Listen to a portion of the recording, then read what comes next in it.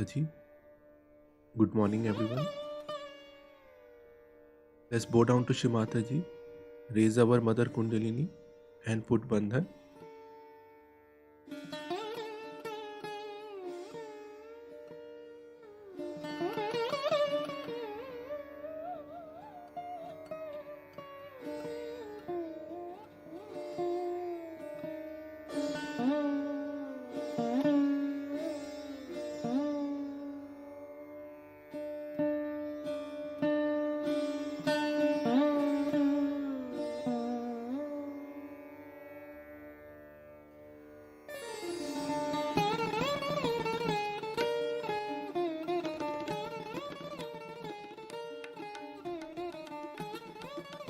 Shri Ganesh Mantra.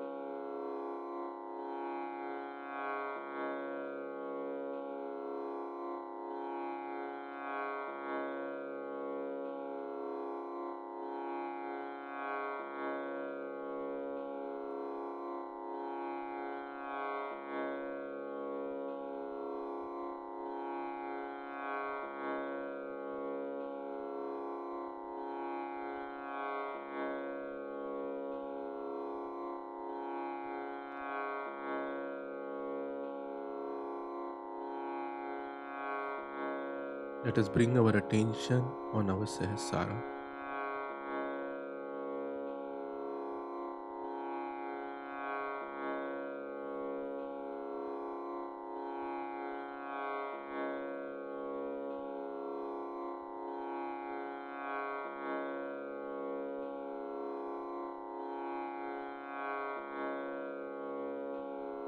Mataji, please remove all the thoughts from past and future.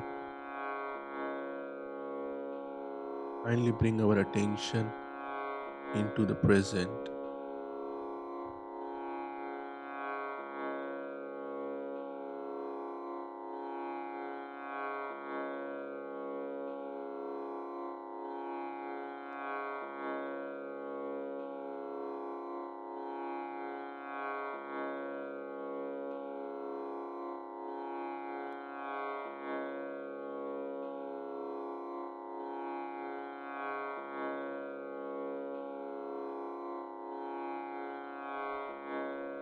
Let us listen to Shimataji's speech.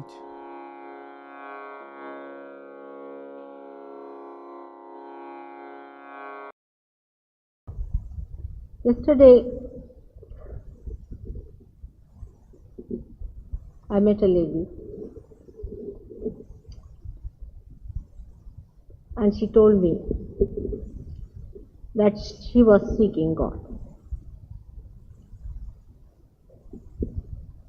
I said, what do you think of God? What are you seeking?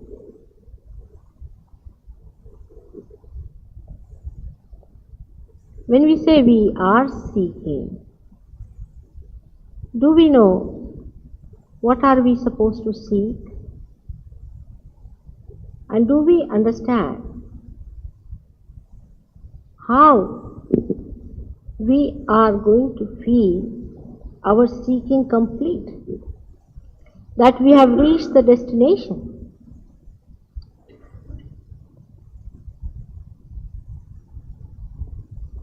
As last time I told you, that seeking has to be genuine from a genuine heart. And that you cannot purchase or you cannot put in effort about it. But today I would like to tell you, what are we seeking?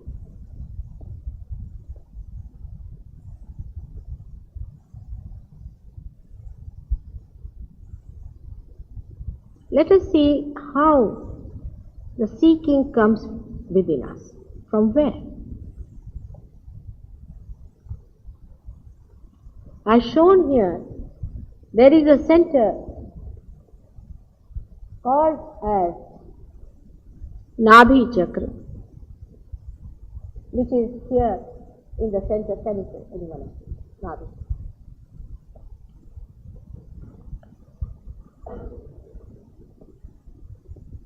Which is placed in our spinal cord.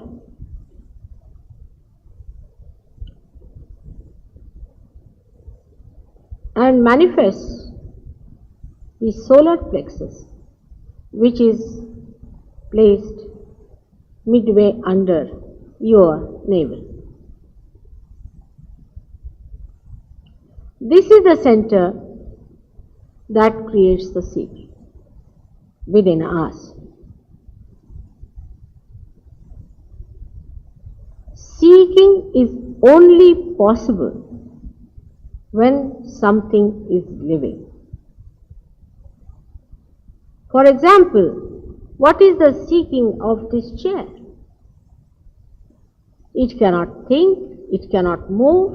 You can put it here or you can put it on the street. You can smash it and throw it away, again use that wood for some other purpose or make a stool out of it. It has no seeking of any kind.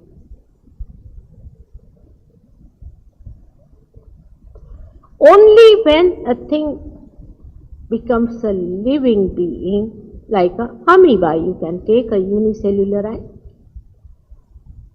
it starts manifesting seeking because it is supposed to seek. not the dead. So those who say we are not seeking are as good as dead.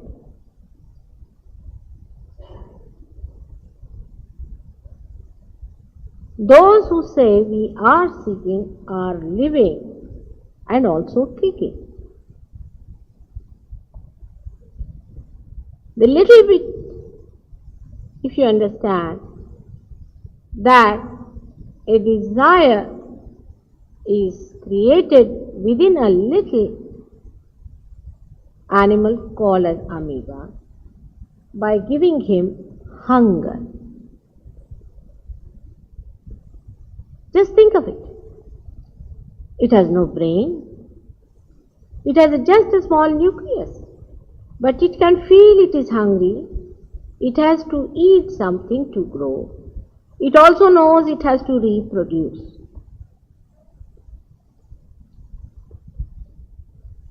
And then it starts seeking. It also knows how to take the food in, but it does not know how it digests.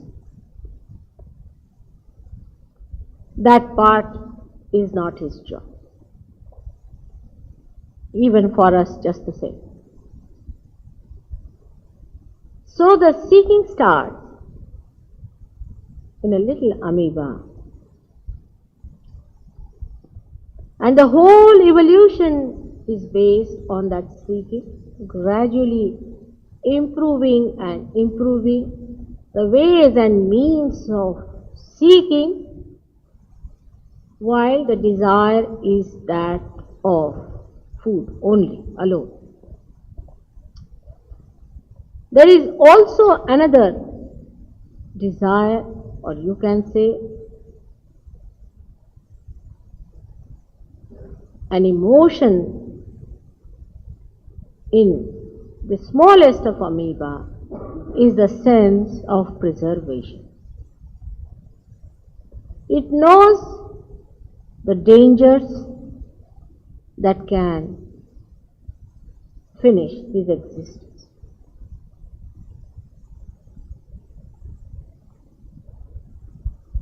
When this little amoeba becomes a human being in thousands and thousands of years, then the seeking is changed.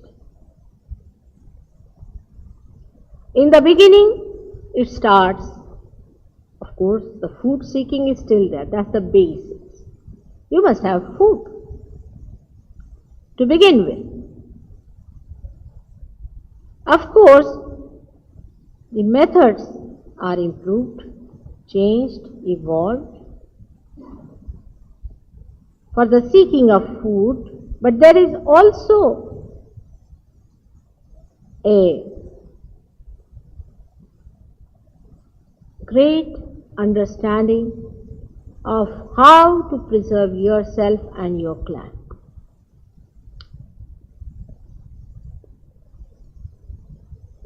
The clubbing starts from a very early age. Even ants understand that. So they understand that we all have to club together, unite together, integrate together, if we have to protect ourselves.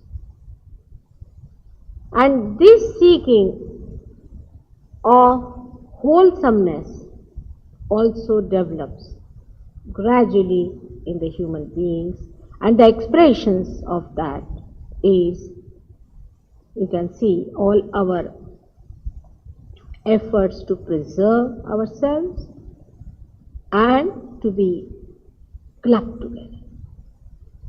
These efforts are expressed in our political and in our economic enterprise.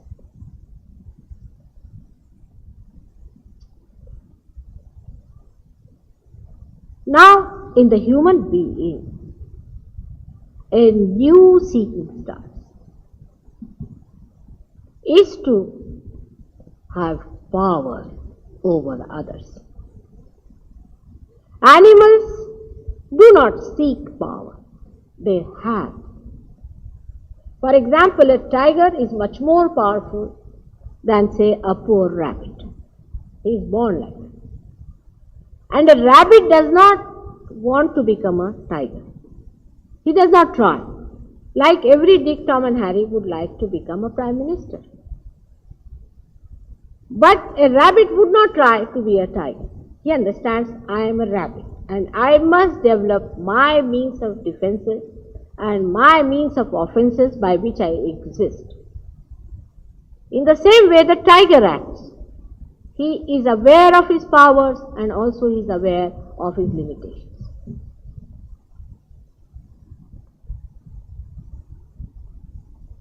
And some of the animals also have a power of leadership in them. They become leaders. You must have seen say, some birds that they have a leader, one leader going, and whenever that leader changes the direction, all of them change as if they are like the tail of that leader. In the same way that course that bird goes, the leader goes, all of them follow. So this also is expressed in human being in a very big way, that there are some born leaders who lead a group of people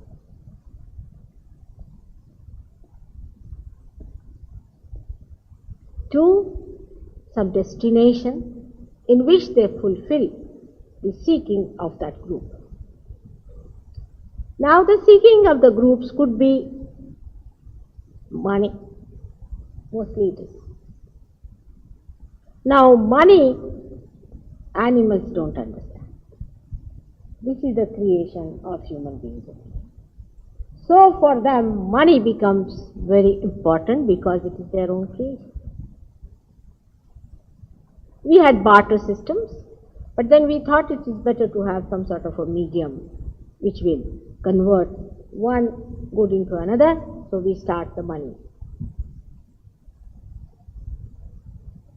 So the focus of man's attention from food goes to power and from power to money. Sometimes if somebody has lots of money, then he wants to have power. It's but natural. There's nothing wrong in it as such. Fundamentally, it is a thing which is natural for human beings to run after money and then run after power, or vice versa.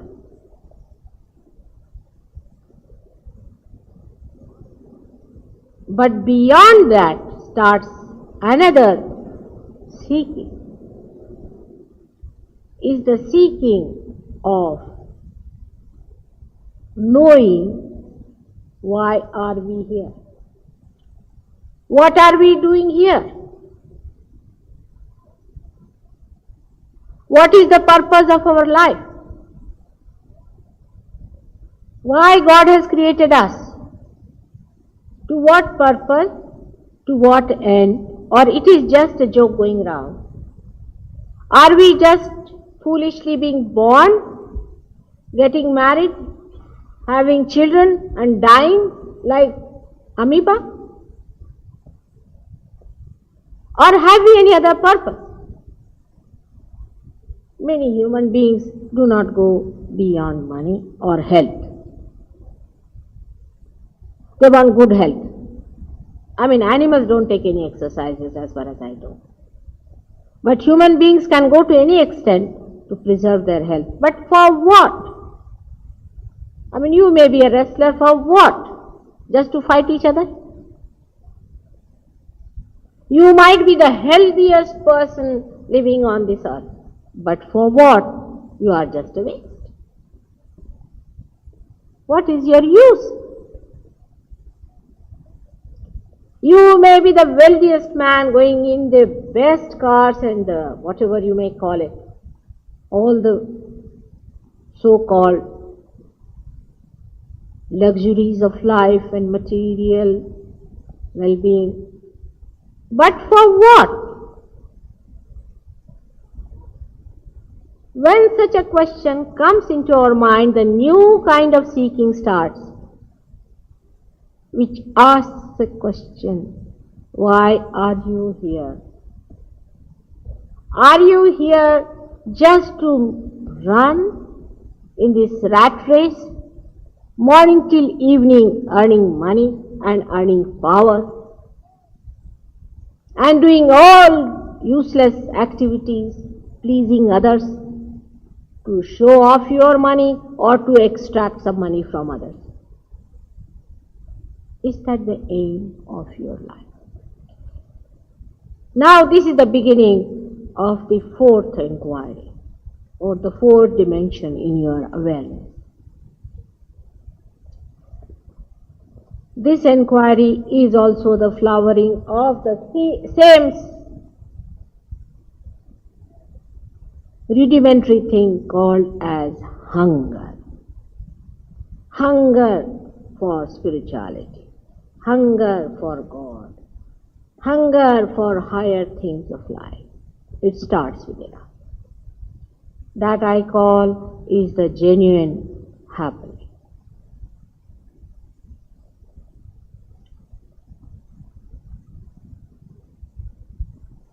In this seeking,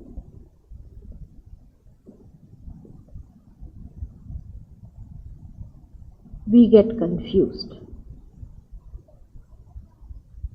Because by the time this seeking starts in you, you are already famished and finished. How? Because you are already conditioned by all kinds of nonsensical things going on. You may be calling yourself a British or an Indian or some sort of an Australian, or I don't know, all sorts of things that people call themselves. But in the eyes of God, you are just a human being. You are. I mean, you don't have a tail to begin with. And you don't have your head bent down like this, you have a head upright. Whether you are in Africa or India or in England or America, it's just the same. As long as your head is up like that and you don't have a tail, of course, some people must be having the way they behave. You are definitely a human being. And if a human being, if he is evolved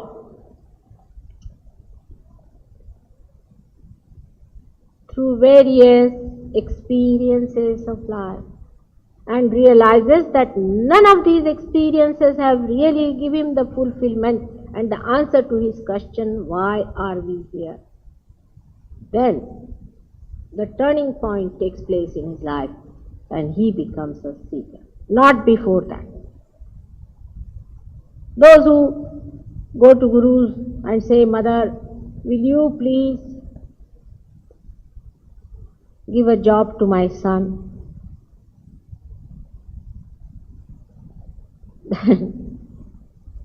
You don't know what to say. You should say to such a person, now, my child, you are not yet fit, you are not yet mature to come down here. Or if you go to someone to ask for, say, a diamond ring, or anyone says that I give diamond ring in the name of God, and you are quite satisfied with such an answer, then you are no good as a seeker. No, useless for Sahaja Yoga especially. Or somebody who says, I will cure you, and for curative you go to someone. All right, a person may cure you, but you are no good as a seeker. Why should God cure anyone who is not seeking God?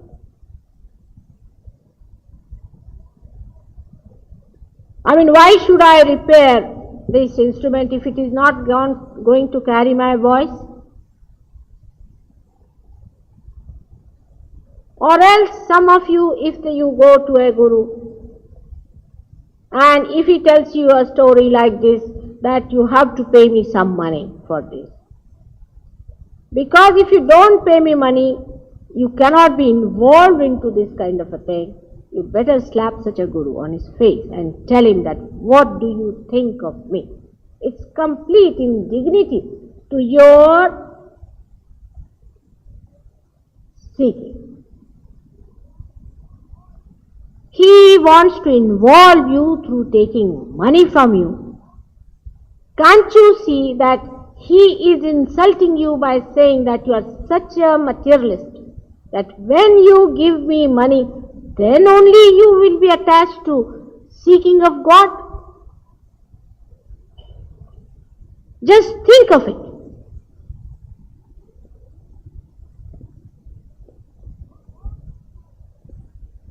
All such arguments people give you, and if you accept them, and if you follow such gurus, you cannot mature for seeking. As you have to be genuine, you have to be wise to understand that you are seeking your fulfillment. You are not seeking money and diamond rings and these tomfooleries that are going on, and you are not there to witness them, and these foolish magical tricks of people, but you are going to witness the magic of God.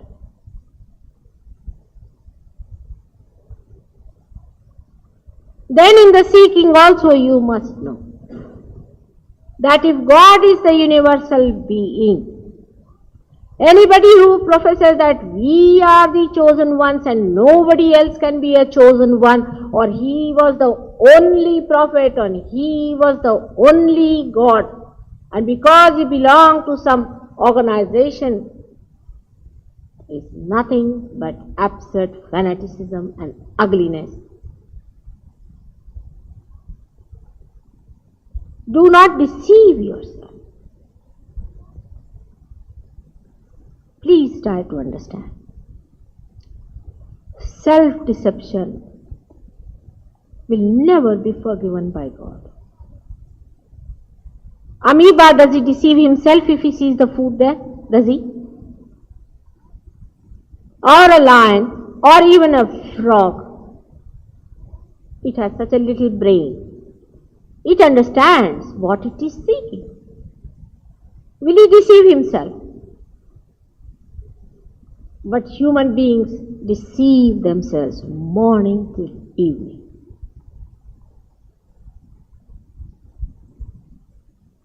We have to seek God. We have to seek our fulfillment. We have to relate to that wholesomeness that is God, the primordial being, the whole of it. This is what we have to seek. You are created for that.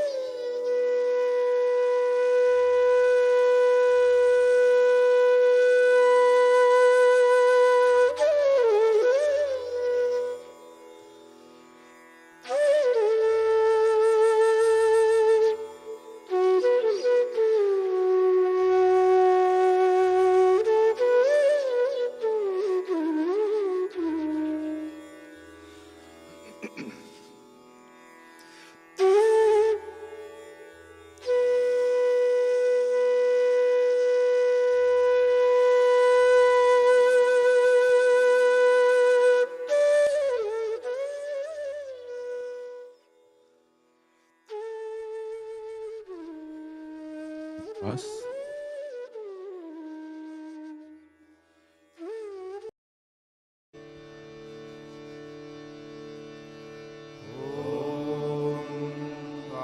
त्वमेव साक्षात् श्री महालक्ष्मी महासरस्वती महाकाली त्रिगुणात्मिका कुण्डलिनी साक्षात् श्री आदिशक्ति माताजी श्री निर्मला देव्यै नमो नमः। ॐ त्वमेव साक्षात् श्री कल्की साक्षात् श्री आदिशक्ति माताजी श्री निर्मला देव्यै नमो नमः। ॐ त्वमेव साक्षात् श्री कल्की साक्षात् श्री सहस्रार स्वामिनी मोक्षप्रदायिनी माताजी श्री निर्मला देव्यै नमो नमः।